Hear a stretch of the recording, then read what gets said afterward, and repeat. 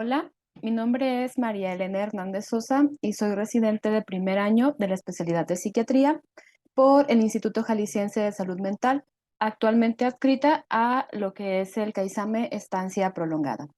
Bien, en esta ocasión vamos a hablar un poco acerca de la identificación, evaluación y manejo del riesgo suicida en pacientes hospitalizados y de la consulta externa en CAISAME Estancia Prolongada. Es un curso bastante pequeño, pero con datos muy importantes para poder identificar algunas de los pasos a seguir en el caso de la identificación de pacientes en esta condición. Bueno, vamos a iniciar primeramente por los objetivos del curso. Este lo basamos en lo que son 5 rubros. Número 1, brindar atención oportuna. Brindar atención oportuna y basada en evidencias a personas que presenten el riesgo suicida. Difundir el protocolo para la atención de la conducta suicida en CAISAME Estancia Prolongada. Establecer diferencias en las definiciones entre el espectro suicida. Identificar y graduar el riesgo suicida. Y por último, estandarizar la evaluación y el manejo de la conducta suicida en el CAISAME Estancia Prolongada. Vamos a iniciar por las definiciones. La conducta suicida es un concepto bastante amplio. Engloba lo que son diversas definiciones que en un momento vamos a revisar. Primeramente, tenemos que la conducta suicida es el conjunto de comportamientos relacionados con la intencionalidad de comunicar, actuar o ejecutar un acto autodestructivo que podría acabar con la propia vida del paciente. La conducta suicida es más que el simple acto. Al acto lo preceden un conjunto de definiciones que nos dicen o nos avisan en muchas ocasiones que el acto se puede llegar a presentar. La característica más importante de esto es que el suicidio per se pues es un acto irreversible. Una vez que esto sucede, la vida del paciente termina. Por eso la importancia de poder identificar cuáles son estas señales que el paciente nos está dando previo al acto para poder establecer lo que son estrategias preventivas. Y es lo que a continuación vamos a ver. En esta flecha nosotros estamos simbolizando como una línea de tiempo y tenemos desde los primeros indicios antes de que el suicidio se dé. Dejamos al acto como tal al final de esta línea de tiempo porque una vez que este se presenta, pues ya no hay ninguna estrategia que pueda revertirlo. Sin embargo, cuando nosotros identificamos estas definiciones o estas conductas que el paciente tiene antes de que el acto se presente, podemos establecer lo que son diferentes estrategias para evitar llegar a este desenlace. En primer lugar, tenemos a las ideas de muerte. ¿Qué es lo que identificamos como ideas de muerte?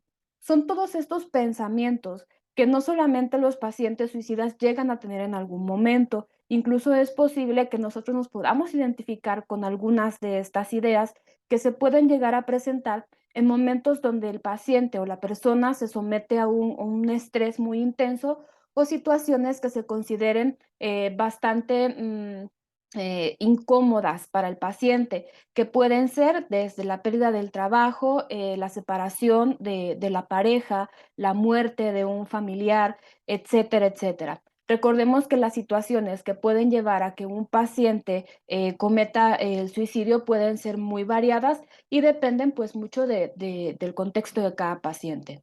Bueno, ¿qué es lo que entendemos como ideas de muerte? Pues lo podemos resumir en pequeñas frases que muchos de nosotros en algún momento quizá hemos escuchado. Por ejemplo, el hecho de que un paciente, una persona nos esté expresando el que quiere dormir y quisiera no despertar o que siente ganas de morir, así tal cual. Entonces, son todas estas expresiones que las personas emiten de manera deliberada sin que tengan precisamente la intencionalidad de cometer el acto, sino que simplemente son ideas que en algún momento determinado llegan y el paciente las expresa creyendo que si llegara a suceder, pues esto le traería algún tipo de alivio. De ahí nos vamos a lo que son las fantasías de suicidio. ¿Por qué se consideran como fantasías, así como tal? Muchos pacientes llegan a tener fantasías alrededor de lo que es su muerte. lo ven como algo hasta un poco romántico en cierto sentido. En este caso, la persona nos puede expresar o la persona comienza a divagar en sus pensamientos acerca de cómo sería si llegara a cometer el suicidio, cómo sería si llegara a morir. Podemos tener algunas expresiones que de repente los pacientes nos dan, como por ejemplo, yo ya me he imaginado que si yo muero, quizá, no sé, mi mamá o mi papá me van a encontrar, voy a ponerme cierta ropa, me van a comprar un ataúd con estas características, o me imagino quién lloraría, quién iría a mi funeral, y todo este tipo de situaciones que los pacientes comienzan como a pensar en torno a la muerte, y en algunos casos lo ven hasta como de manera romántica, romantizan lo que es el acto. Posteriormente viene la ideación suicida, que la tenemos aquí como un intermedio porque ya es un foquito rojo que se nos enciende un poco más intenso que los dos anteriores. En este caso, el paciente ya está ideando de alguna manera cómo lo va a hacer. O sea, ya no simplemente tiene la idea, ya no simplemente tiene las fantasías, sino que ya tiene la idea acerca de lo que es el suicidio. La diferencia con las ideas de muerte es que el paciente no tiene bien establecido cómo lo va a hacer. Él simplemente piensa en morir, pero en ningún momento llega a su mente el hacerse daño a sí mismo. En el caso de la ideación suicida, pues el paciente piensa en morir, pero en que esto suceda a través de lo que es el suicidio. De tal manera que empiezan a buscar o empiezan a pensar en ideas con las cuales cometer el acto. Bueno, una vez que un paciente tiene una ideación suicida, pues esto ya es una alerta bastante importante para nosotros y va a depender pues de muchos otros factores para ver cuáles son las estrategias que nosotros vamos a seguir. Posteriormente viene el gesto suicida, que sería un escalón más dentro de lo que es pues este seguimiento. El gesto suicida se caracteriza por algunos actos que el paciente puede llegar a cometer sin buscar precisamente lo que el suicidio se consume.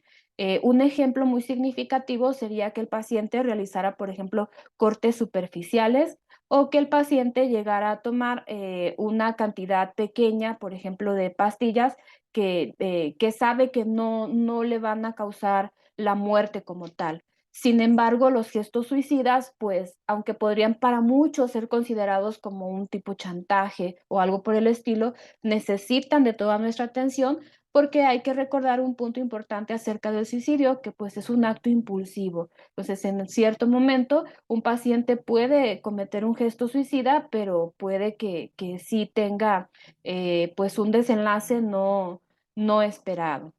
Posteriormente viene la tentativa como tal, que es cuando el paciente pues ya pensó o ideó cómo cometer el suicidio, ya no se quedó solo en un gesto, sino que ya utilizó una estrategia que él considera obviamente que va a ser exitosa respecto a lo que es el que se consume el suicidio como tal, pero por alguna cuestión este no se dio. Un ejemplo significativo puede ser que el paciente tomara una gran cantidad de tabletas, una gran cantidad de medicamento, pero fue sorprendido por algún familiar o que el paciente intentara, digamos, colgarse, pero la soga se rompió o alguien lo descubrió y entonces, pues esto se considera como un suicidio abortado, pero la tentativa ya estuvo. O sea, la intención del paciente por cometer el suicidio, pues se dio. Y por último, pues una vez que la tentativa fue exitosa, pues pasamos a lo que es el suicidio como tal, que pues en este caso, lamentablemente, cuando se consuma con éxito, no tenemos una manera de revertirlo, no podemos darle marcha atrás a lo que es el acto como tal y pues el paciente termina con su vida. Bien, vamos a conocer algunos pequeños datos alrededor de lo que es el fenómeno suicida. De aquellos pacientes que intentaron cometer suicidio y fallaron, una tercera parte tuvieron otro intento en el curso del año siguiente. Es decir, de 100 pacientes que intentan suicidarse, un poquito más de 30 lo van a tratar de intentar en una segunda ocasión en el próximo año, es decir, dentro del año siguiente, lo cual pues es una cantidad bastante considerable.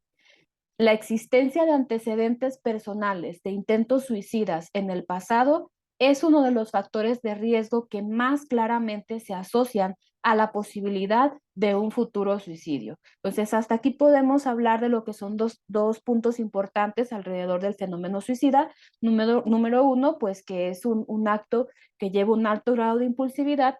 Y número dos, que un factor de riesgo o el factor de riesgo más importante para que se llegue a cometer un suicidio pues son los intentos previos que el paciente en algún momento determinado incluso va acumulando.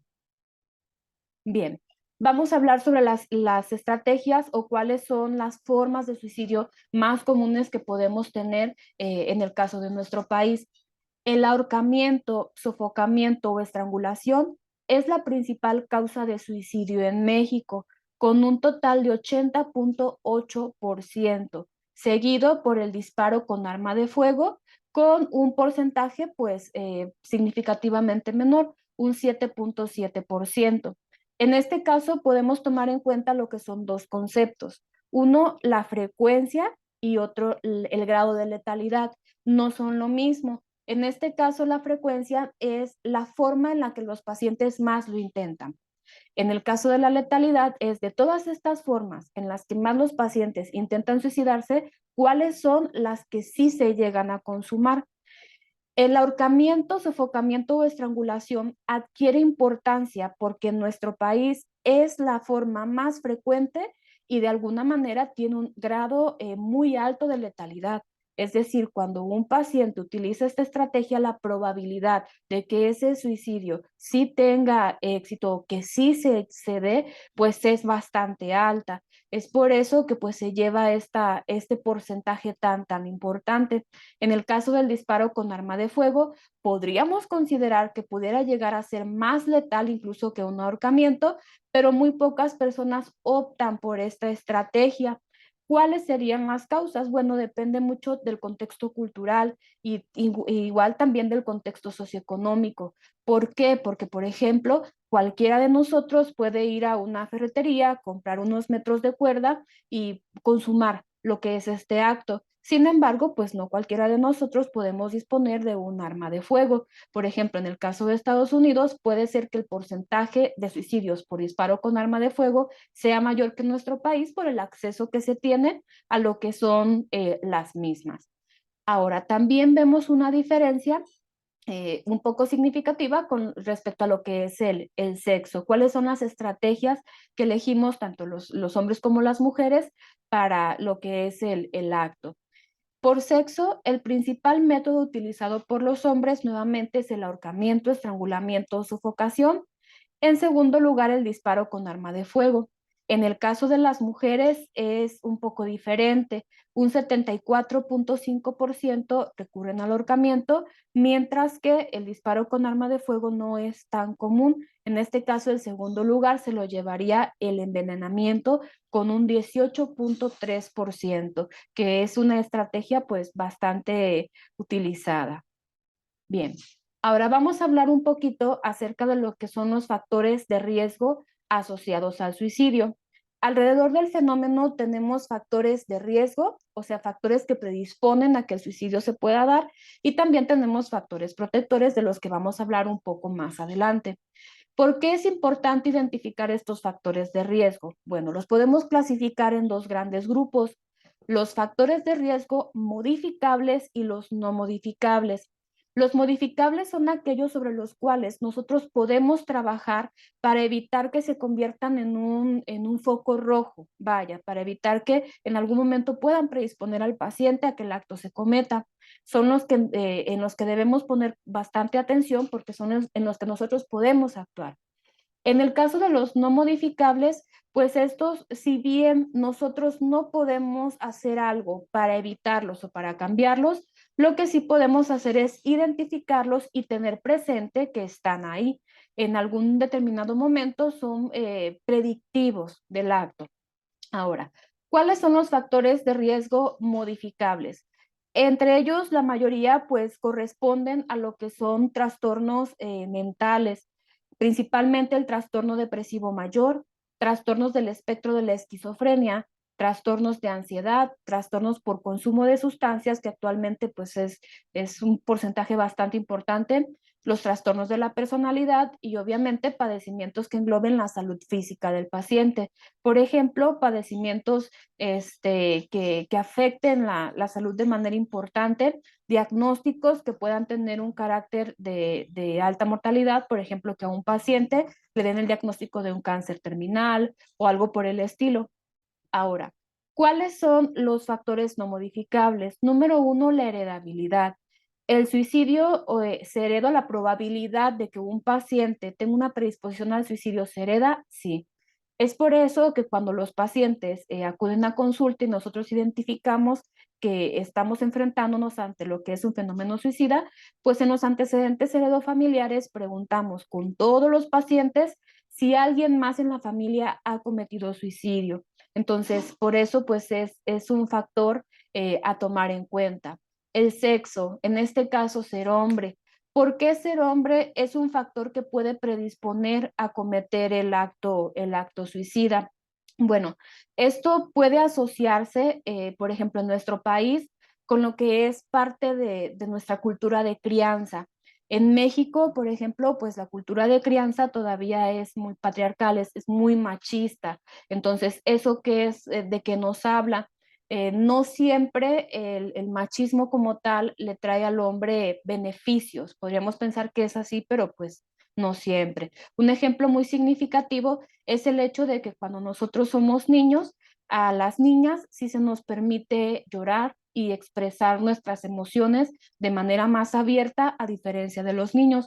¿Cuántas veces nosotros no escuchamos, incluso puede ser que en nuestras propias familias, el hecho de que los hombres no lloran?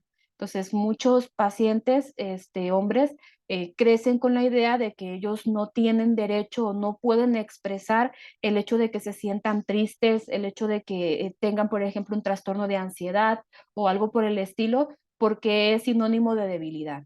Entonces, pues esto impacta de manera muy importante en el hecho de que pues ser hombre es un factor de riesgo para cometer el suicidio. La edad, en este caso, es más frecuente que se presente en adolescentes y adultos jóvenes y de ahí nos vamos al otro extremo, que en este caso son los pacientes adultos mayores, la edad geriátrica. En el caso de adolescentes y adultos jóvenes, se relaciona mucho con la alta impulsividad que marca lo que son estas etapas de la vida. Y en el caso del adulto mayor, pues muchas veces hemos escuchado propiamente de ellos que pues en algunos casos no quieren convertirse en una carga, que ellos ya vivieron lo suficiente, etcétera, etcétera. Asociado además a pues muchos padecimientos de salud física que pueden provocar que el paciente pues pierda las ganas de vivir. Ahora, el estado civil. En este caso, pues es más frecuente o el factor de riesgo per se encuentra en aquellos pacientes que no se encuentran emparejados. Pueden ser pacientes que siempre han sido solteros u, ojo, muy importante también, pacientes que de manera reciente se han divorciado o que se han separado de su pareja. El hecho de no tener una pareja, pues lo predispone más porque de cierta forma pues con la pareja podemos platicar, la pareja de alguna manera conoce o se da cuenta cuando hay un cambio en lo que es digamos, el ánimo del paciente y de alguna forma lo comunica o por lo menos se alerta de que algo por ahí está sucediendo. En cambio, con un paciente solitario, pues es mucho más difícil que alguien intime tanto como para poder darse cuenta de estos cambios que nos puedan alarmar. La situación laboral y económica, lo cual pues actualmente nosotros sabemos que este factor está presente en una buena parte de la población, no solo en México, sino en el mundo. Por la situación de la pandemia, pues cuántas personas no vimos que quedaron en una situación económica bastante precaria o que perdieron sus trabajos o sus emprendimientos. Entonces, esto también supone un factor de riesgo importante.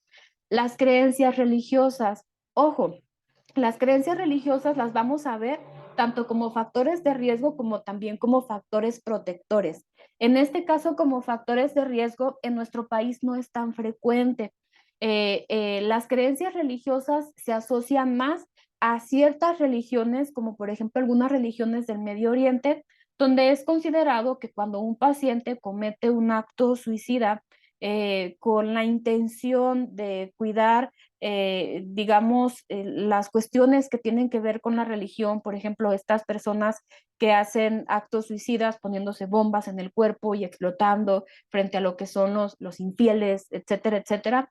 Infieles a la religión me refiero, pues para ellos es como un acto heroico y que los va a llevar pues obtener un mayor rango dentro de lo que son las cuestiones religiosas. Entonces, en este caso, son religiones que aceptan que el suicidio pues es considerado como un acto de honor.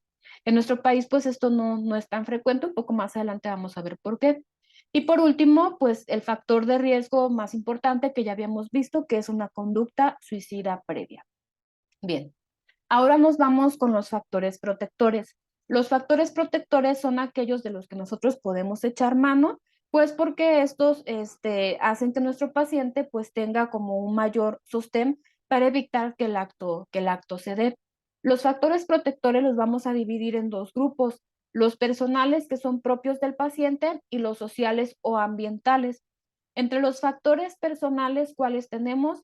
La habilidad en la resolución de conflictos o problemas, que tiene mucho que ver con la exploración respecto a cómo el paciente ha respondido a lo largo de su vida a lo que son diferentes situaciones. Por ejemplo, en el caso de la resiliencia, qué es lo que hace cuando se enfrenta a una situación complicada, etcétera, etcétera. Entonces, pues estos los podemos identificar explorando un poquito más acerca de las reacciones que el paciente ha tenido ante momentos, por ejemplo, de alto estrés. Tener confianza en uno mismo tiene que ver mucho con el autoestima.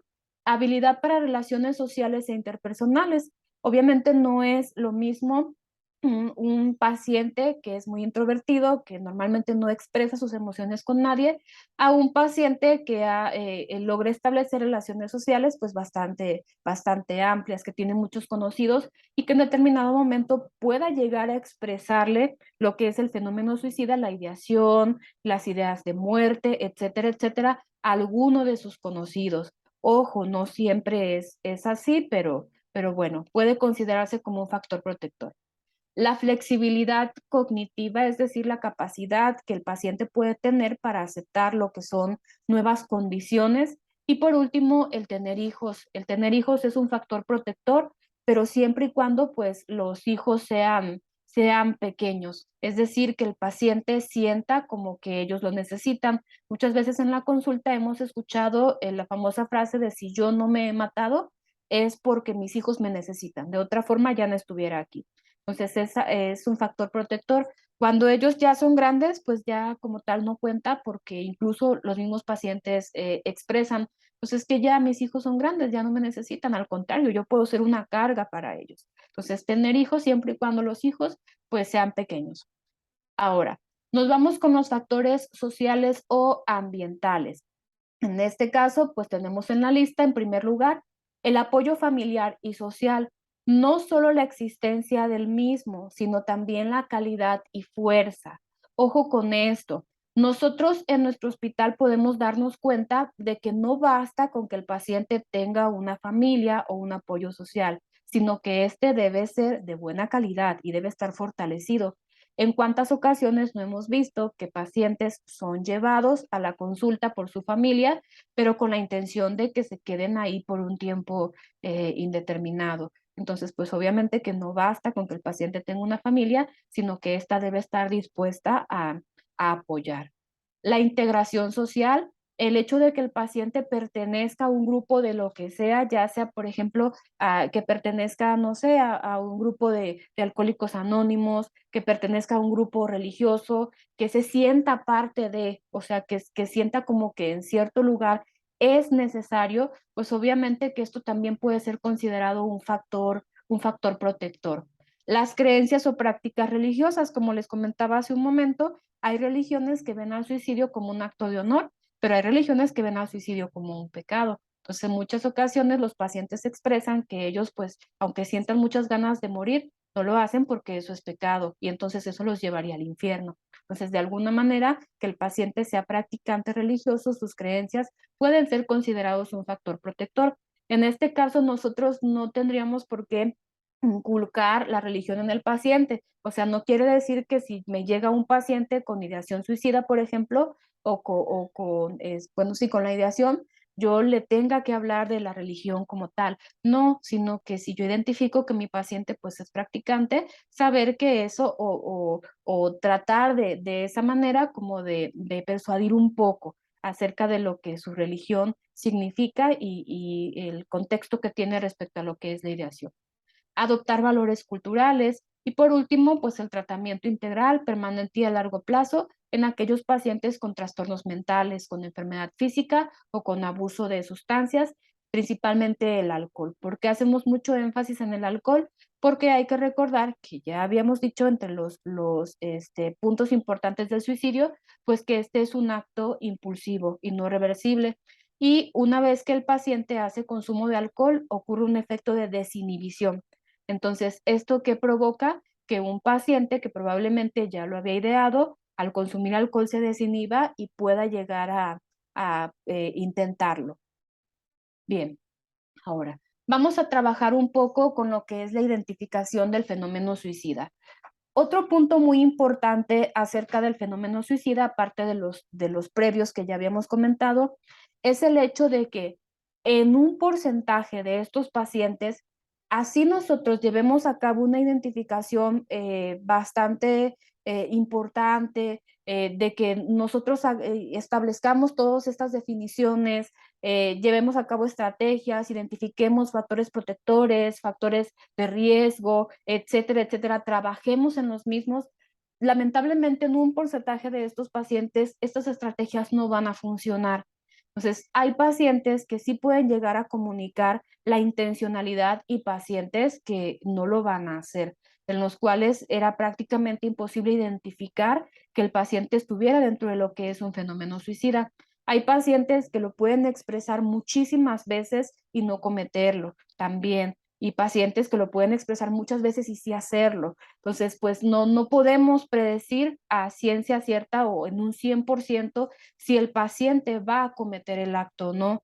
Por eso, una vez que este se presenta, pues de ninguna manera vamos a tratar de buscar culpa o buscar quién tuvo la culpa o etcétera, etcétera. No, lo que sí podemos hacer es retroalimentar para saber cuáles son aquellas estrategias que yo pude haber implementado para que esto no sucediera, para pues obviamente replicarlas en otros pacientes en los que yo identifique el fenómeno. Pero una vez que un paciente comete el suicidio, pues obviamente que en estos casos no hay culpables, es una decisión que el paciente de alguna manera tomó. Bien, dentro de la identificación del fenómeno, pues podemos utilizar principalmente la entrevista que la llevamos a cabo cuando el paciente llega con nosotros y también escalas para estandarizar algunos criterios. La escala que nosotros más utilizamos es una escala conocida como SAT Persons. En este caso son siglas en inglés que al traducirlas, pues nos dan como diferentes puntos acerca de características que el paciente puede tener y nosotros a cada uno de estos puntos, que en total son 10, le vamos a dar un valor de 1. Al final los vamos a sumar y vamos a ver cuál es el riesgo que tiene nuestro paciente para cometer suicidio. Ojo, esta escala únicamente pues es predictiva, pero no significa que porque un paciente me puntúe muy alto, forzosamente va a cometer el suicidio, o si me puntúa muy bajo, quiere decir que no lo va a hacer. O sea, únicamente es una escala que pues es muy, muy empleada y es importante realizarla solamente para tener un valor predictivo. Vamos a empezar en primer lugar por el primer criterio, que es el ser hombre, el sexo masculino. En este caso, le vamos a dar un valor de 1, por lo que nosotros ya previamente habíamos comentado que pues ser hombre es un factor de riesgo bastante, bastante importante, sobre todo en nuestro país por las características que ya previamente habíamos dicho. Número 2, la edad, que nuestro paciente se encuentre en una edad menor de 20 años o mayor de 45. En el número 3, tenemos la presencia de depresión. Si nuestro paciente ya tiene un diagnóstico de un trastorno por depresión mayor, pues también le vamos a otorgar un punto más. Número 2, intentos previos. Hay que recordar que pues este es como el factor de riesgo más importante. Número 3, perdón, el siguiente es el abuso de alcohol. En este caso habíamos hablado específicamente del alcohol por el hecho de que el consumo del mismo desinhibe al paciente. Tenemos enseguida la ausencia de un pensamiento racional. En este caso, ¿cómo lo podemos traducir? Un paciente que se encuentra en un estado de psicosis. Tenemos también un apoyo social inadecuado. Puede ser que no simplemente que el paciente no tenga familia, puede ser que un paciente tenga una familia, pero que su familia pues no signifique ningún tipo de apoyo para él. El siguiente, pues, es que el paciente ya tenga un plan elaborado. O sea, no solamente que el paciente me diga que se quiere morir, sino que el paciente me diga, yo me quiero morir, ya pensé cómo lo voy a hacer. Por ejemplo, ya compré la soga, ya sé de dónde la voy a colgar, ya sé a qué hora lo voy a hacer. Es una hora en la que nadie está. O sea, el paciente ya tiene bien estructurado su plan suicida. En el siguiente número, pues tenemos un paciente que no tiene pareja, ya sea que nunca la ha tenido, un paciente, ojo también importante, un paciente que se acaba de divorciar, un paciente que se acaba de separar, porque aparte de que no tiene una pareja en ese momento, pues también está atravesando lo que es un duelo por separación. Y en el último lugar, pues tenemos problemas de salud, comorbilidades, como por ejemplo que el paciente pueda tener algún otro padecimiento, digamos un diagnóstico reciente de cáncer, un diagnóstico reciente de VIH, etcétera, etcétera, una diabetes mellitus complicada, etcétera. Bien, entonces supongamos que en nuestra consulta pues nos llega un paciente, este paciente es hombre y nos habla de lo que es que está presentando, digamos, una ideación suicida, automáticamente por el hecho de ser hombre ya le estamos dando un punto. Imaginemos que nuestro paciente tiene 19 años, entonces tiene menos de 20, ya llevamos 2 puntos en este paciente. Y resulta que hace un año le dieron un diagnóstico de un trastorno depresivo mayor, por lo tanto, pues ya llevamos 3 puntos de la lista, ¿sale? Este paciente ya había tenido hace 6 meses un intento previo, ya llevamos 4 puntos. Luego, resulta que después de que, bueno, desde hace un tiempo, por su trastorno depresivo, pues ha hecho abuso de alcohol, entonces ya llevamos 5 puntos de la lista.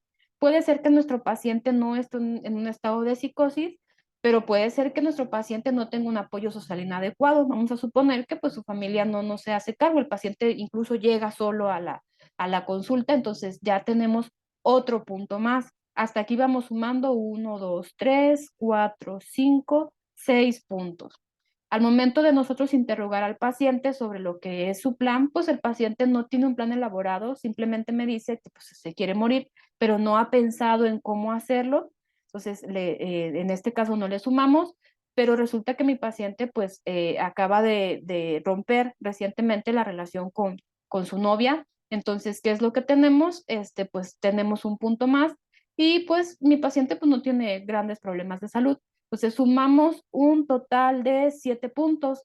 Ahora, nos vamos a la interpretación. Dice aquí abajo, una puntuación inferior a 2 es indicativa de un bajo riesgo de suicidio. Entre 3 y 4 indica un riesgo moderado, entre 5 y 6 un riesgo alto y entre 7 y 10 un riesgo muy alto. Entonces, en este caso, mi paciente tuvo, o el paciente del ejemplo aquí, tuvo una puntuación de 7. Quiere decir que la probabilidad de que el suicidio se dé, pues es muy alta, es un riesgo muy alto. Entonces, es lo que les comentaba al principio de que empezamos a hablar de esta escala es que únicamente es predictiva. Yo puedo tener a un paciente que me puntúe un 9 o un 10 y que no comete el acto.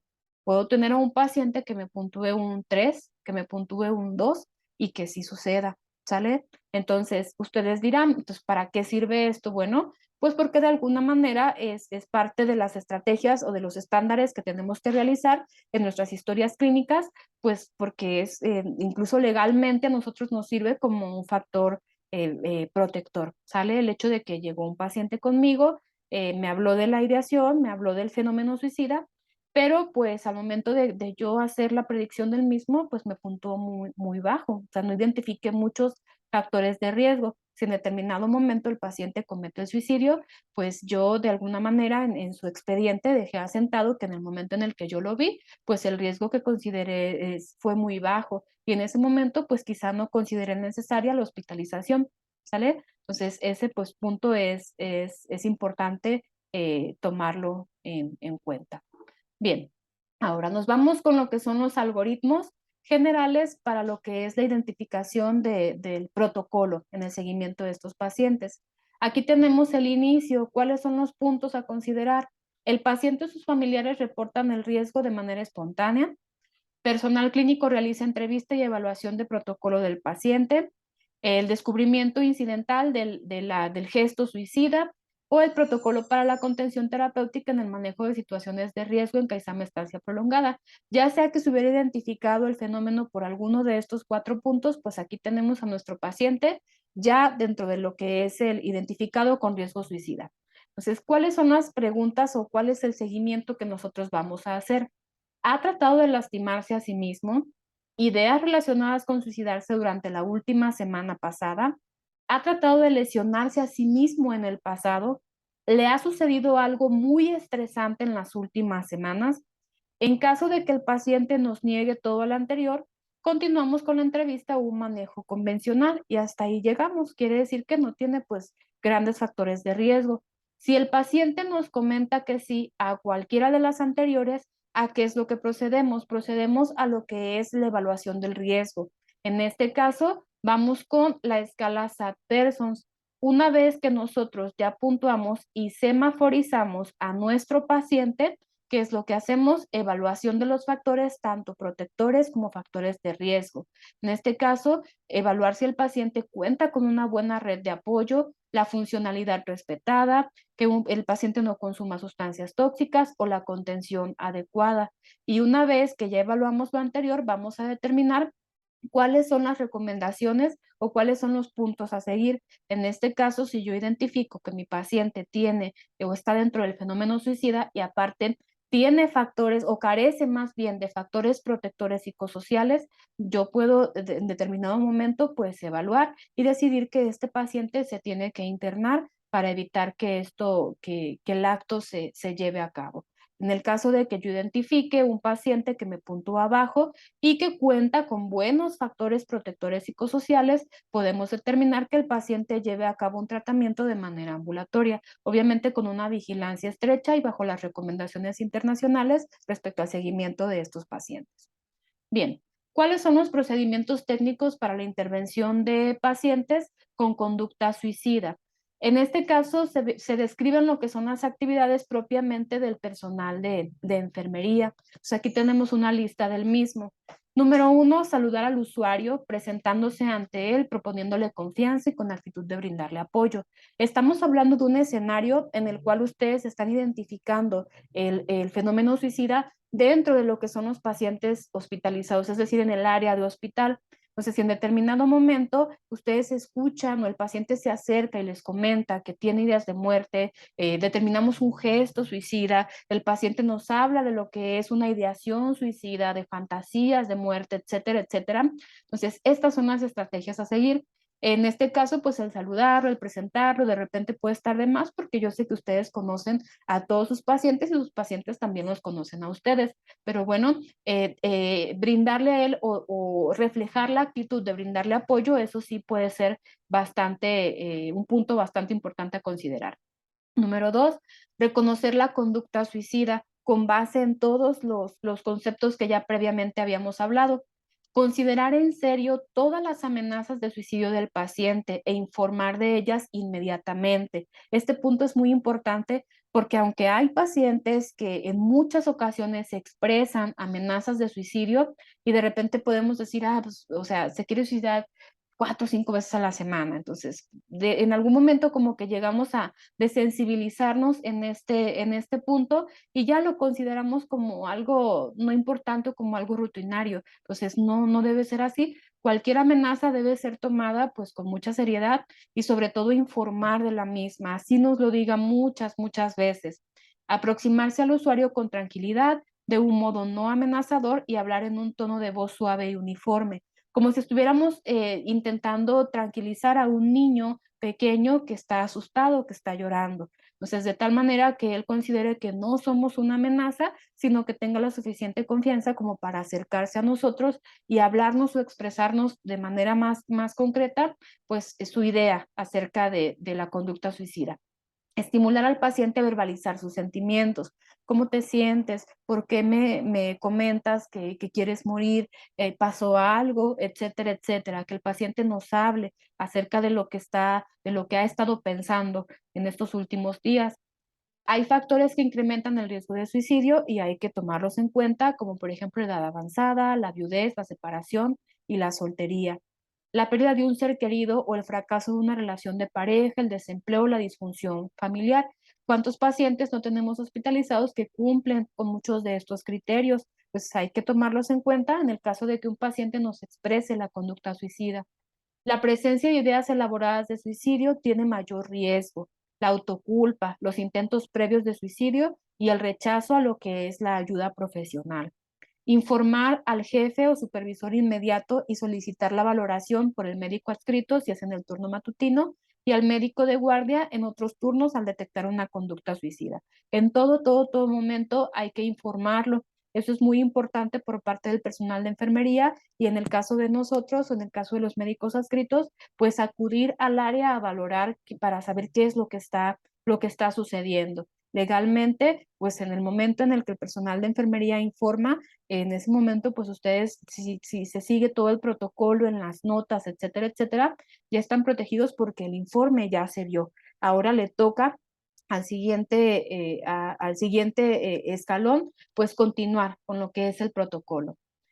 ¿Qué más tenemos? Pues solicitar el apoyo al intervenir con el paciente ante una crisis, comunicar el riesgo a los demás compañeros de enfermería del área y en los enlaces de turno. Nunca olvidar establecer en las notas cuando un paciente tiene un riesgo suicida y siempre comunicarlo en los enlaces para que el seguimiento pues se siga dando. No basta con que en el matutino se identificó, sino que también al hacer el enlace con el vespertino, con el nocturno, pues ellos estén al pendiente de que tenemos un paciente con riesgo. Retirar los objetos potencialmente peligrosos del área, transmitir una actitud de dedicación y preocupación fidedigna por el usuario, explicar al paciente las medidas de precaución que se van a tomar y hacerle comprender que nos preocupamos por él, que si le estamos retirando, por ejemplo, algunos objetos de la cama, es por su bien. Siempre hay que hacérselo saber, no simplemente llegar y empezar a quitar todo, ¿no? Te vamos a retirar tal cosa porque creemos que esto pues te puede poner en cierto riesgo y regularmente pues los pacientes van a tener una actitud como de entrar en un espacio de confianza porque sienten la preocupación por parte del personal y pues saben que están trabajando en ello. Bien, debemos reforzar su autoestima como seres humanos y no adoptar una actitud crítica o moralizadora. En ningún momento pues nos vamos a aventar toda este choro al decirle pues que la vida vale mucho y todo este tipo de cosas, porque en ese momento pues no nos van a servir de nada. Tampoco criticar el hecho de que no, pues es que ¿por qué lo quieres hacer si es muy joven? ¿Cuántas personas no quisieran tener, no sé, tu salud y tú le estás desperdiciando? No, en este momento pues no es algo que realmente el paciente desee de cierta forma, sino que pues simple y sencillamente está pasando por una situación que pues él no puede controlar. Entonces hay que ser un poquito más empáticos en ese sentido. Basta con hacerle saber al paciente que nos preocupamos por él y que estamos haciendo algo para evitarlo. Participar en el rol de vigilancia estrecha. Todo el personal, pues debemos estar enterados de que hay un paciente con riesgo suicida para estar atentos en el momento en el que se requiera. Informar al usuario que el personal va a intervenir si se necesitan medidas de seguridad adicionales para protegerlo a él y a los demás. Por ejemplo, el aislarlo en un área diferente o el realizar algún tipo de sujeción en el caso de que se llegara a requerir. Y por último, pues muy importante también, elaborar la nota de enfermería correspondiente. No basta con realizar toda la lista de la que ya hemos hablado si no hay una nota. ¿Por qué? Porque legalmente lo que interesa pues es lo que está escrito. Hice esto, hice lo otro, informé a tal, tal, tal, describir perfectamente todas las estrategias que se desarrollaron, retiré tal cosa, etcétera, etcétera. Si el área no cumple con los requisitos, por ejemplo, hay áreas donde hay objetos potencialmente peligrosos y que se sale fuera de las manos del personal, retirarlos, por cuestiones de infraestructura, etcétera, etcétera, anotarlo. Ahí hay tal saliente, hay, no sé, un pico de metal que no puedo retirar, ya se informó, no se ha retirado por parte, no sé, del personal de mantenimiento, etcétera, etcétera, etcétera. Entonces, el chiste es ser muy, muy descriptivo con todos los puntos que ya se realizaron y dejarlo en la nota ahí.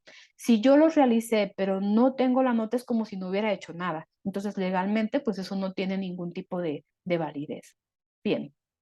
¿Cómo vamos a reconocer la conducta suicida?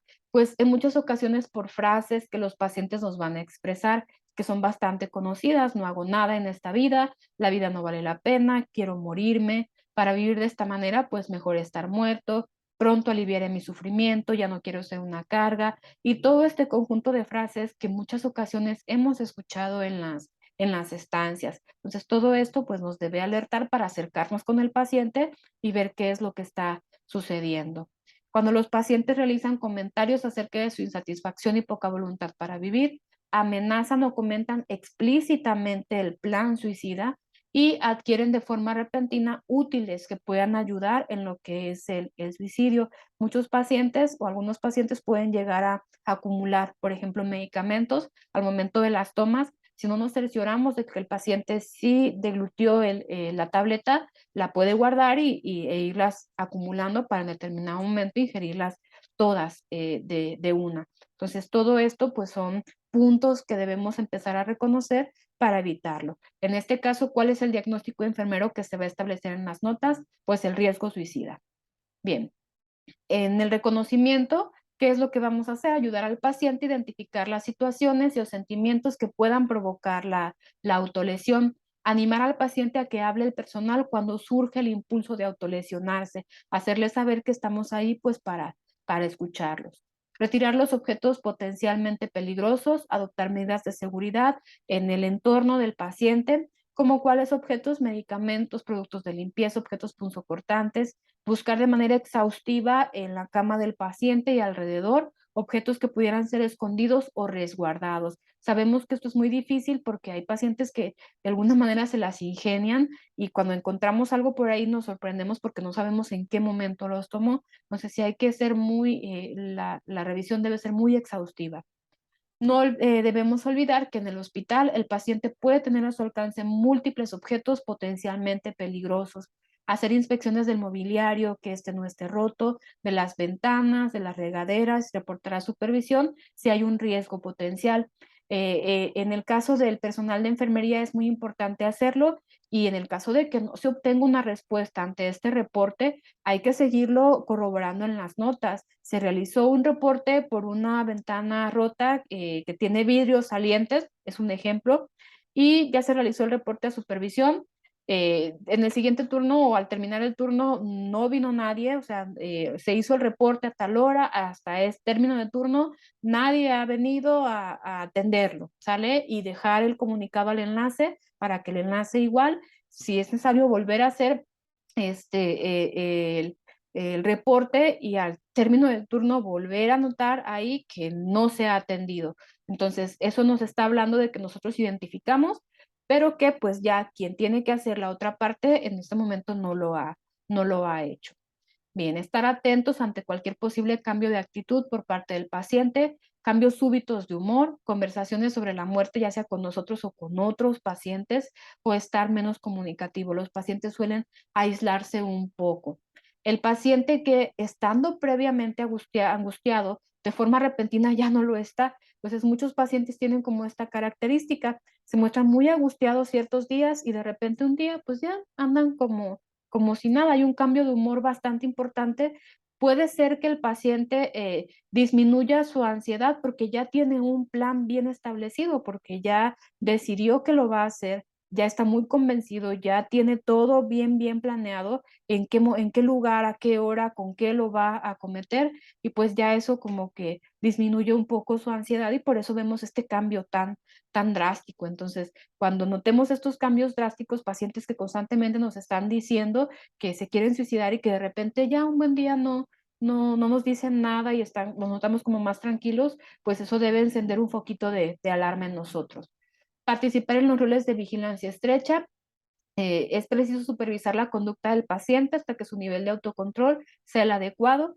Colocar al paciente en un entorno más protector en el área de observación donde esté. Entonces, a veces no es necesario cambiar, por ejemplo, de una estancia de agudos o agudas o de crónicos a lo que son las unidades, sino que en la misma estancia pues se puede tener al paciente en un área de vigilancia como tal. Si consideramos que es poco personal para todos los pacientes y la vigilancia estrecha no se puede dar, pues considerar el cambiarlo a un área con un menor volumen de pacientes. Mantener la vigilancia estrecha y la modificación de cuidados hasta disminuir lo que es el riesgo. Redactar en la nota de enfermería el mantener la vigilancia estrecha por riesgo suicida. Difundirlo en los enlaces de turno hasta nuevas indicaciones. Registrar la incidencia de riesgo suicida en las notas de enfermería. Hay que recordar que aunque nosotros hayamos seguido todos estos pasos al pie de la letra, si no está el registro es como si no hubiéramos hecho nada. Y legalmente, pues eso no tiene validez. Elaborar el formato de evento de cuasi falla, evento adverso, centinela, dependiendo de la situación en específico a la que nos estemos enfrentando. Entonces, todas las estrategias que nosotros hayamos implementado forzosamente deben ser plasmadas en las notas en el expediente del paciente. Hay que recordar que desde el punto de vista legal, esto es lo que tiene, lo que cuenta, vaya. Bien, ahora pues ya para terminar, pues tenemos los algoritmos respecto a lo que es la ideación suicida en la consulta externa. Entonces, en este caso, identificamos a un paciente que en la semana pasada pues ha tenido ideas relacionadas con el suicidio. En el caso de que sí, pues entonces nos vamos con la puntuación de la escala de SAT Persons. Importante tomar en cuenta este aspecto, hablar tranquilamente con lo que es la persona y alojar objetos con los cuales se pudiera dañar, salvaguardar su integridad mediante lo que es la hospitalización cuando el paciente me puntúa en la escala un 7 a 10, que me significa un riesgo muy alto. Cuando identificamos un riesgo un poco más bajo, pues hay que tomar en cuenta factores protectores como la red de apoyo, etcétera, etcétera. Y en este caso, pues hay que ofrecer el apoyo, trabajar la comunicación, explorar alternativas para la resolución del conflicto y tomar en cuenta, pues de alguna manera puede ser la hospitalización si la ideación suicida persiste, a pesar de que nosotros tratamos de persuadir al paciente. Bien. Igual también, en este caso, pues tenemos el algoritmo en la tentativa suicida en la consulta externa, cuando ya el paciente no solo nos está expresando las ideas, sino que ya el paciente lo intentó hacer. Nuevamente, puntuamos las mismas estrategias, en este caso, si el paciente lo requiere un tratamiento médico de la lesión, supongamos que el paciente llega a la consulta por un intento por consumo de múltiples tabletas. Entonces nosotros podemos, no solo nos vamos a lo que es puntuar, al riesgo suicida, sino que en algún momento el hecho puede ocasionar ya una afección médica y en ocasiones se hace necesario referir al paciente a recibir atención, por ejemplo, a Cruz Verde, que el paciente regrese con un parte médico de lesiones, o si es algo un poco más complicado que nosotros creemos que esa tentativa pueda tener una probabilidad de una complicación, pues enviarlo ya a un hospital como el Hospital Civil, donde ya hay especialidad y se le puede dar la atención de seguimiento. Bien, entonces ya una vez que nosotros identificamos si no hay algún factor de riesgo asociado que creamos que se pueda complicar más, podemos tratarlo por medio de hospitalización o en este caso, pues también tratar lo que son las lesiones de manera externa. Bien, entonces en este caso tenemos lo mismo, tentativa suicida, etcétera, etcétera. Y al final de cuentas, todo se basa en tratar de persuadir al paciente en el caso de que se pueda hospitalizar cuando nosotros identificamos un riesgo muy alto y más que nada, pues saber si la ideación persiste. Puede ser que tengamos a un paciente con una tentativa, pero que una vez que sucedió, pues ya el paciente está convencido de que no es en ese momento lo que quiere, que se equivocó, etcétera, etcétera. Y pues si la ideación suicida persiste, este es un foquito rojo que nos dice que, acuérdense que un buen porcentaje de los pacientes que lo intentaron lo van a volver a hacer en el próximo año. Entonces siempre hay que estar muy al pendiente de todos esos puntos. Bien, entonces con esto concluimos pues este pequeño curso acerca de lo que es el fenómeno suicida. Hay que recordar cuáles son los puntos más importantes. En este caso, pues el suicidio es un acto irreversible y de carácter impulsivo. Hay que recordar que no en todos los casos la identificación y todo el protocolo que tengamos va a ser exitoso. Una vez que un paciente en muchas ocasiones pues ya tiene el pensamiento como tal o la idea, no la vamos a revertir y pues una vez que el acto se comete, pues ya no tiene vuelta de hoja. Hay que recordar puntos acerca retroalimentar sobre los puntos o cuáles son las causas más frecuentes para estar alertas cuando el paciente nos dice que tiene pensado hacerlo de tal o tal manera, decir, pues es una forma, lo que está ideando es una forma frecuente, pero también es una forma letal, ¿sale? Y pues por último, identificar cuáles son los factores protectores, los factores de riesgo y darle seguimiento en el caso de nuestros pacientes hospitalizados en CAISAM estancia prolongada y no olvidar pues dejar todo asentado en el expediente. Entonces prácticamente pues esto sería todo. Espero que pues este pequeño curso pues haya sido de utilidad para ustedes. Pues gracias por su atención.